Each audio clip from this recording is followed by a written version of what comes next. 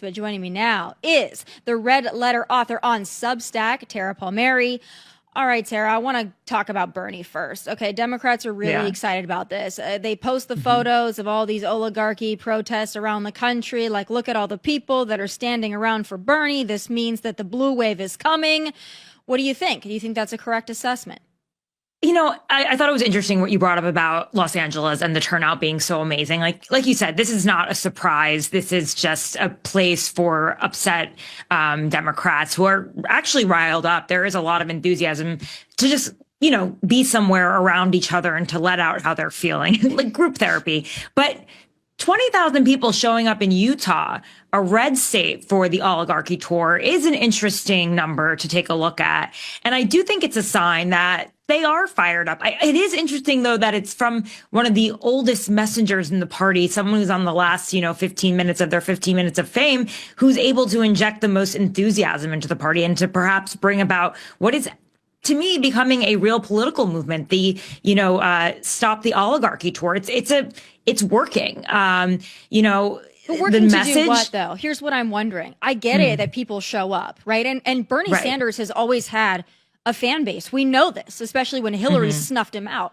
But to me, standing around and saying, like, we need economic justice and social justice and racial justice. Okay. But what are they out there for? I can't really figure it out when we're talking about the Democrat message just as a whole. I know that they hate Donald Trump. I know they hate Elon Musk. I know they hate Doge. I know they hate deporting illegal aliens. I know they want men and women's sports. I know that they don't want parents to have control over the pronouns used. I don't think they want men and women's sports, but Democrats don't want that?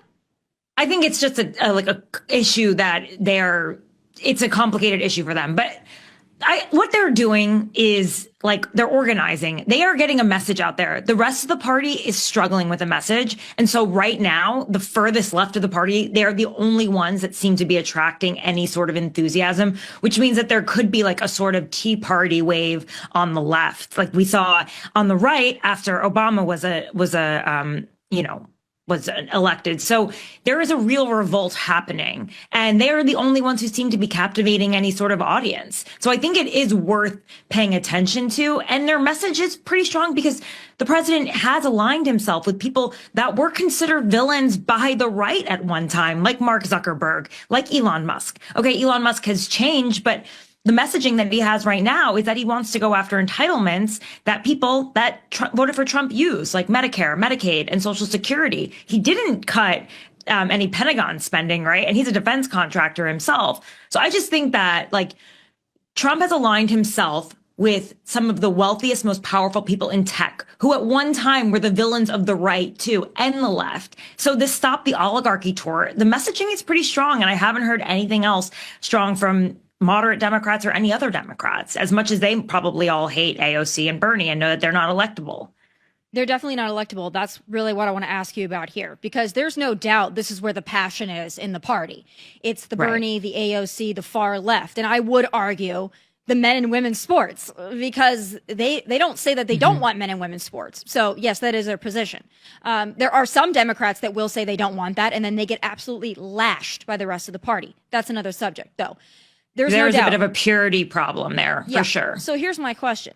I believe that the Democrat Party lost in 2024 for a lot of reasons, but mostly because they lost hardworking, blue-collar Americans that were once Democrats. I don't think they were able to captivate those group of people. So here is really my question. Bernie does, though. I disagree with you on that. Bernie does reach those people. I saw it in my own family. My dad is hardcore MAGA, Hannity and Combs his whole life, Rush Limbaugh. And when Bernie came out and he had his message back in 2016, it appealed to him. And when I speak to Trump advisors, they saw that in their own data, that there is an overlap between the Bernie message and the Trump message. And that goes to working class voters, the ones that Democrats lost. Bernie has an ability to reach these people who feel like they've been lost and they've been, they've been ignored all these years. Problem is the Democratic Party didn't want Bernie to be the nominee. And, through a very undemocratic process, elected Hillary Clinton. Like, if there's anyone, though, that can bring some of these voters that voted for Donald Trump back to the Democrats, it's someone like Bernie Sanders, and it's his message. Yeah, I know that there was a crossover at one time. It's more of a populist message. I understand that. But then it's weird to me that, first of all, the party doesn't want Bernie. They like that he can get a crowd. But as you mentioned, they're never going to let him run for president, or they might let him run, but they're never going to let him be the nominee. Let's just be honest. Right. But he, and especially with the tag team effort with AOC, they do represent the far left fringe. That is far left. Whether they might appeal to some working class Americans, that might be. I think they represent the fringe, which is why the Democrat Party doesn't want them, because they're too fringe.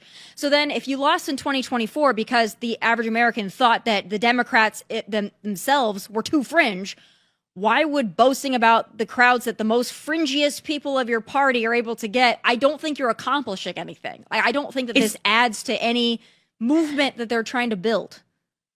It's something, okay? This party is literally like in the ashes right now. Like there is nothing left of it. They have for the past decades, 2 decades now, been in a very like electing candidates through undemocratic processes, essentially, in my opinion. I mean, you could say Joe Biden was elected through a democratic process in 2020, but really it required like a party poobah like James Clyburn to sort of like get behind him. But then they changed the calendar for him. And then in 2016, they created super delegates for Hillary Clinton and Kamala Harris. There was no primary. She was just given the crown and was able to run. So this is a party that is in the ashes. There's definitely an anti-party movement that's rising right now.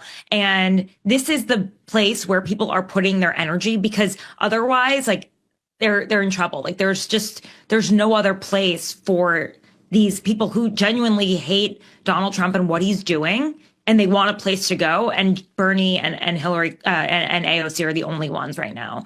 Well, but you're right. I mean, they're going to have to moderate, because if they elect a bunch of, I'm going to call them Tea Party liberals or Bernie AOC liberals in the primaries, and they primary out, moderate Democrats, they could end up losing a ton of seats in the House. But I actually think that the Democrats will ultimately win back the House in 2028. I mean, that would have to be a pretty big shift. Sorry, 2026. Excuse me. Yes. I said 2028, 2026. 2026. To support my journalism, please hit that subscribe button and share this with your friends.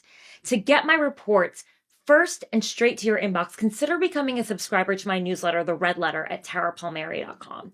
You can also become a VIP member of this channel, or even go a step further if you have the means by donating to my GoFundMe page. You can find it in the description to the show. See you again soon.